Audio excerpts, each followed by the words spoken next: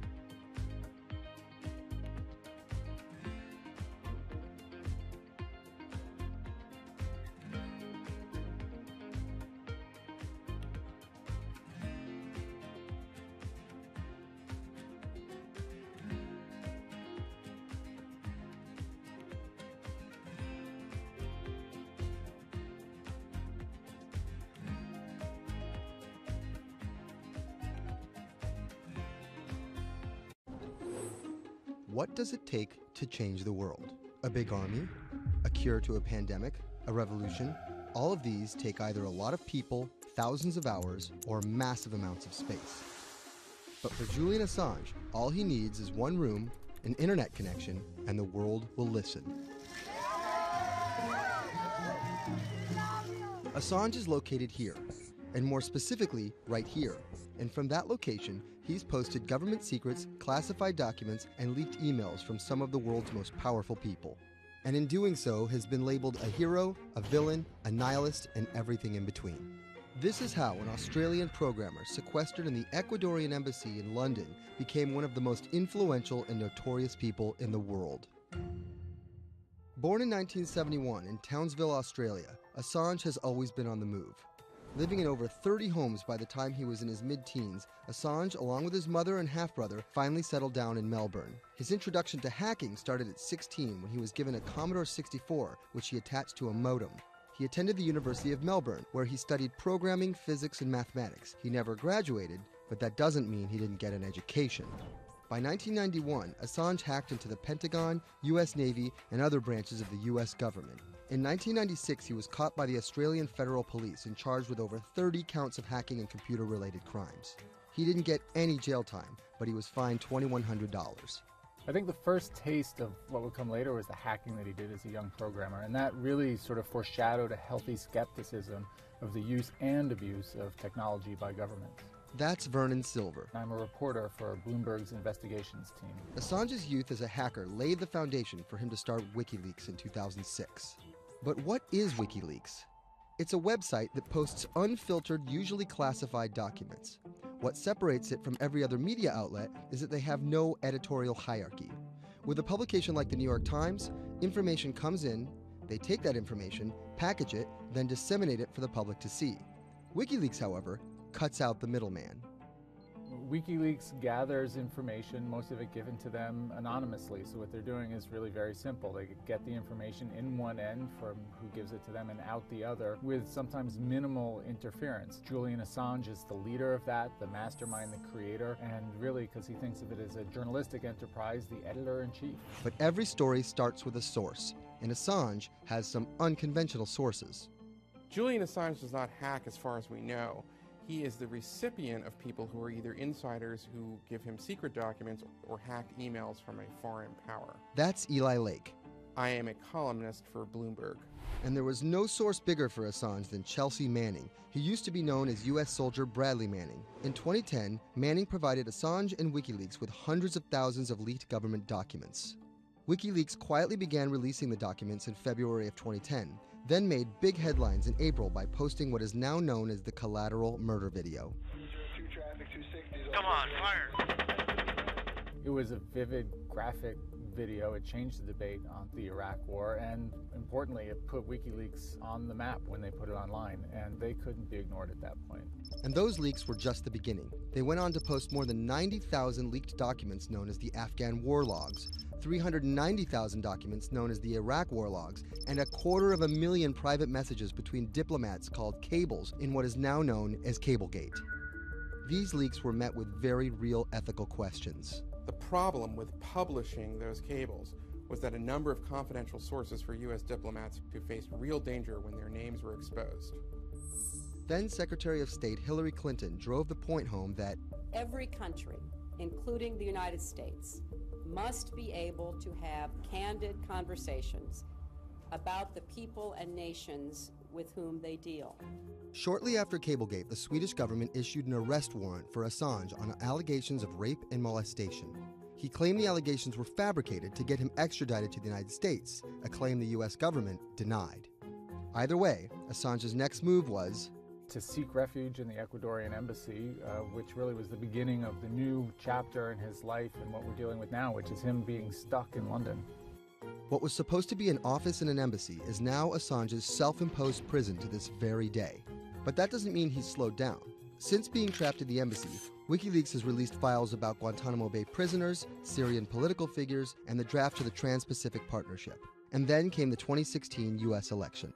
Thousands of leaked emails showed Democratic Party officials possibly plotting against Bernie Sanders in his race against Hillary Clinton. Over the course of 68 days, WikiLeaks released 20,000 confidential Democratic National Committee emails. In terms of the presidential race, if you look right here, when Assange released the first batch of emails, Trump actually takes his first lead against Clinton. I think we've had enough of the Clintons, in all fairness. Don't you think? Once WikiLeaks started exposing secrets of the Democratic Party, Julian Assange became a hero to many on the right. Public opinion kind of flip-flopped. WikiLeaks. From the emails, we now know Hillary Clinton's campaign manager makes risotto, and also how the DNC squashed Bernie Sanders' campaign. One thing we don't know is who gave Assange the stolen emails in the first place. Many leading Democrats say they suspect it was the Russians.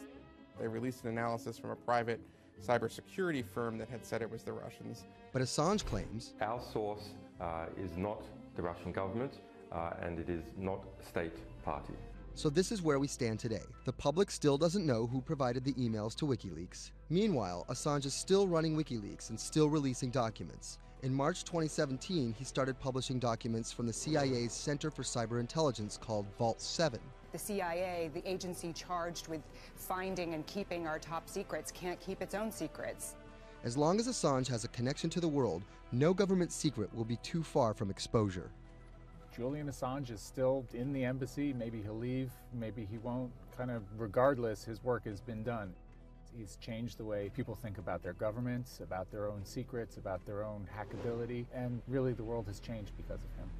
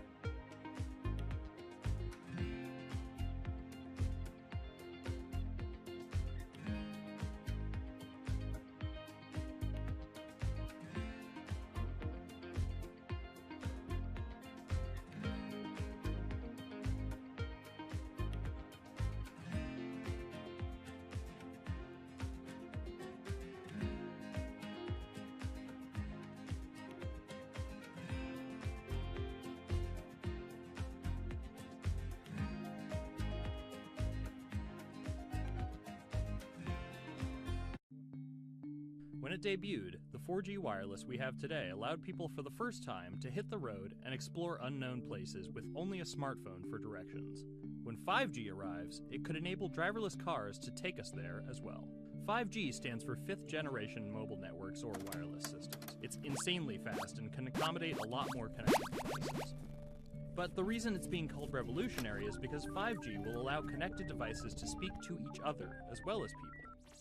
Right now we're living in a world where really it's a one-way experience. That's Bloomberg tech reporter Ian King. The network talks to your phone, you look at your phone and access data, then you send something back to the network. What we're being told about 5G is that really for the first time we're going to see machines communicating with each other over mobile networks in a meaningful way. 5G could end up being 100 times faster than what we have now, with speeds that could reach 20 gigabits per second. In plain English, that means downloading a full-length HD movie in seconds. 5G will also increase total bandwidth, which we will need in order to accommodate the growing Internet of Things.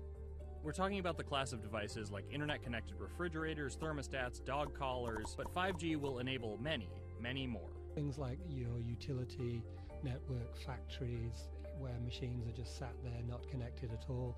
Suddenly they're all going to be connected. Suddenly we're going to be able to have real-time monitoring. Other things like cars, like utility poles, like your light, the light poles. But perhaps the biggest advance will be a huge reduction in communication lag time, known as latency. A network of driverless cars will need the speed of 5G to ping each other multiple times per second to avoid collisions. Near instantaneous data transfers could allow doctors to perform surgery remotely with a robotic scalpel. So how will all this work? First, you need to improve network density. And that's just a fancy word for saying you put more towers out there. What we're being told is that's not actually the case with 5G. The idea is 5G will not only use the existing mobile spectrum, but also tap into higher frequencies called millimeter waves. Millimeter waves can carry more data, but only travel short distances. This may mean you'll see a lot more of these base stations around town. And the new towers may have as many as 100 antenna ports, compared to about a dozen on 4G cell towers. So when will we get 5G?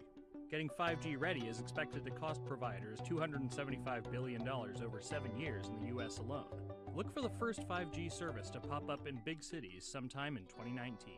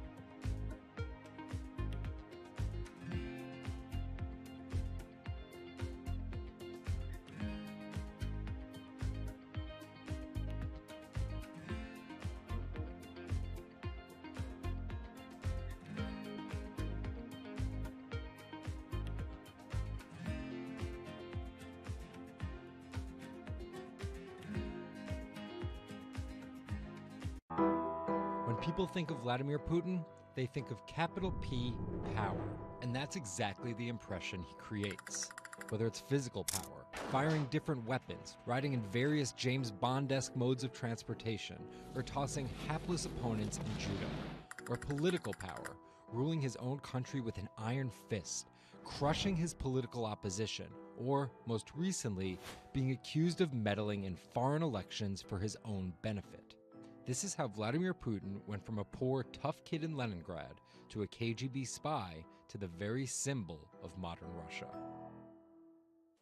Vladimir Vladimirovich Putin was born in 1952 in Leningrad, which is now St. Petersburg.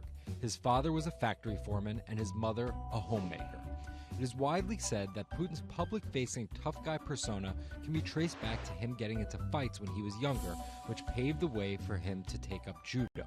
After getting a law degree from Leningrad State University, Putin joined the KGB Foreign Intelligence Service. He spent 16 years in the KGB. When Putin returned to Russia, he began his political career. He went to work for Anatoly Sobchak, who was then the mayor of St. Petersburg. That's Leonid Bershidsky. I'm a columnist at Bloomberg View. Putin thrived in Sobchak's administration because he was sort of considered pretty efficient city official at that time. He was very loyal to Sobchak. So loyal and efficient that he was noticed by Yeltsin's close circle. And those people soon brought Putin over to Moscow to work in Yeltsin's administration, where he quickly climbed the political ladder. Then, of course, he was promoted to Prime Minister of Russia. That's Dmitry Trenin. I am currently director of the Carnegie Moscow Center. Around this time, Yeltsin and the people around him, the so-called family, decided that Putin would become Yeltsin's successor. And then this happened. The apartment bombings were carried out in 3 Russian cities, killing 293 people and injuring more than 1,000. Putin immediately accused Chechen separatists for the bombings and followed it up with action. He was credited with having a very successful military campaign against the terrorists. And it worked. After that, he became an heir apparent in the eyes of the Russian people. 3 months later, Yeltsin resigned. And on his way out, a famous exchange. He was getting into the car in the Kremlin, and the last words that he addressed to Putin before getting into his car was, "Take good care of Russia." So Putin took over as president, and 3 months after that, won his first election. But just because Putin won the presidency, that didn't mean he had all the power.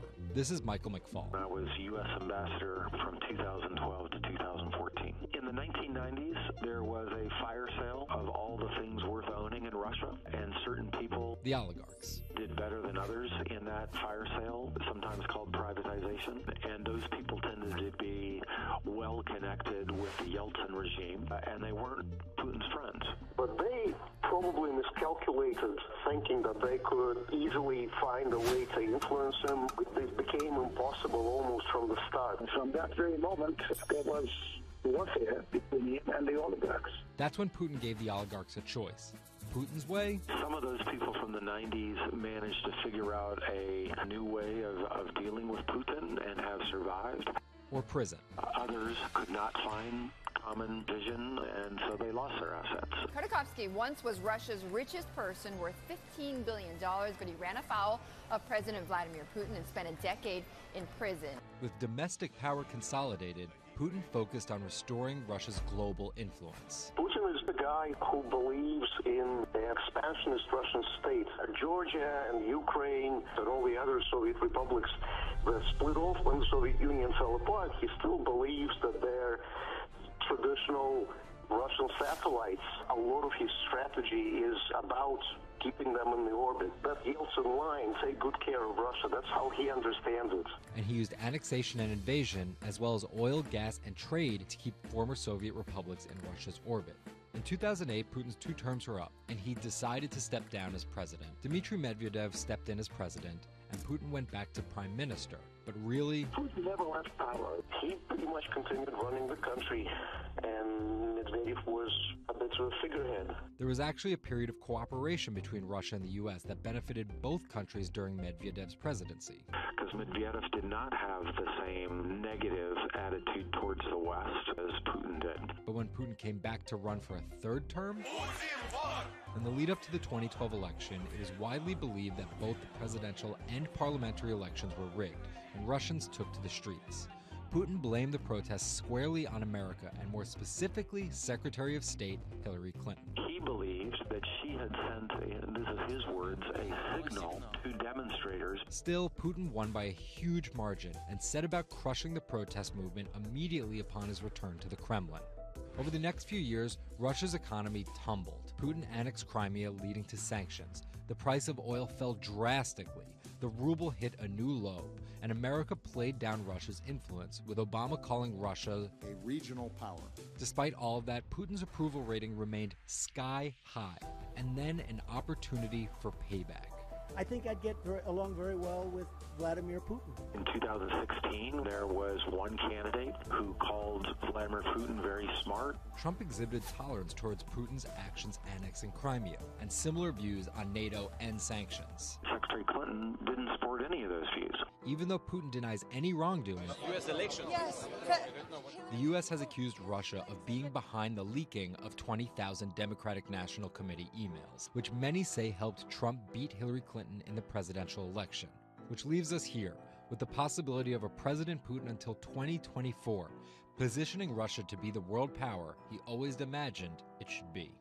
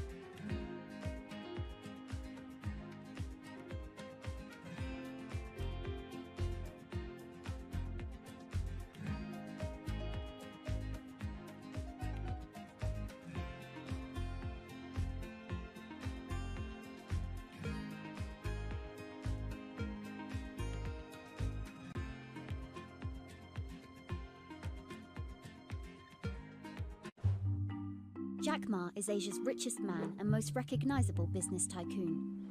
He's the chairman of Alibaba, China's e-commerce giant and one of the 10 largest companies in the world, yet he still wants more. We know where we're going. We want to be the 5th largest economy. Big words from the man some call Asia's Jeff Bezos. He's confident, he's charismatic, and he's definitely not the average CEO.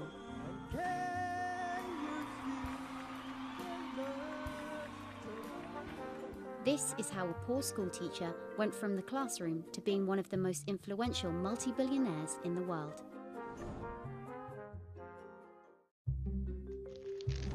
Ma was born in China's southeastern city Hangzhou in 1964.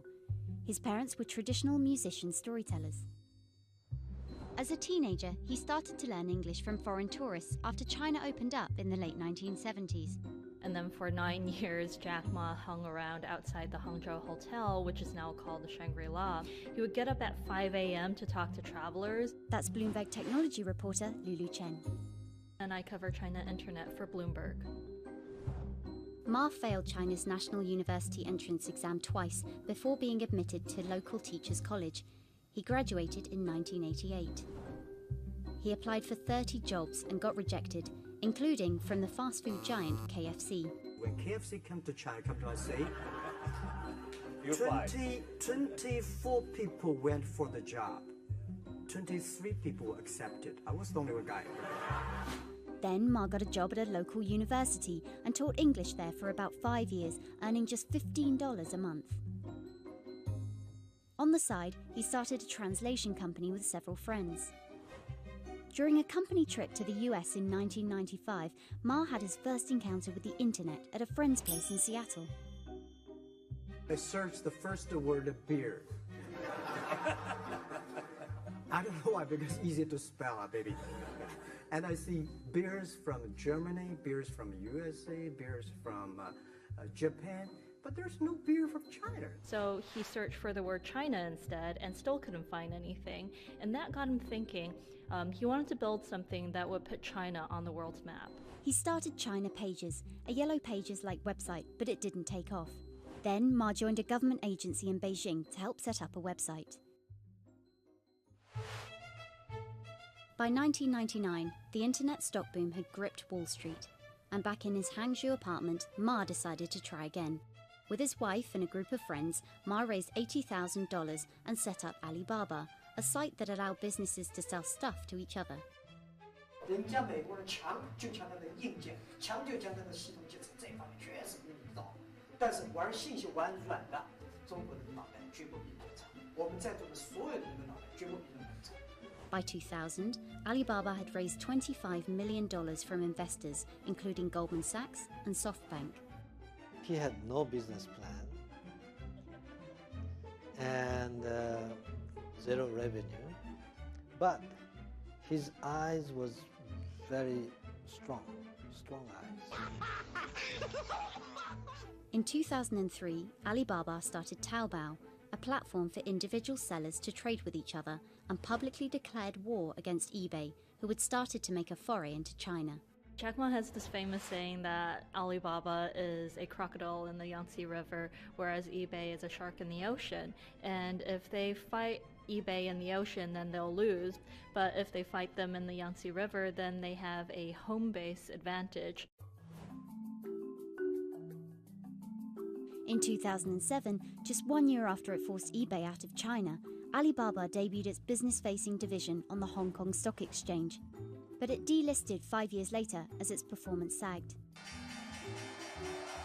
But in 2014, Alibaba raised $25 billion in the world's biggest IPO in New York.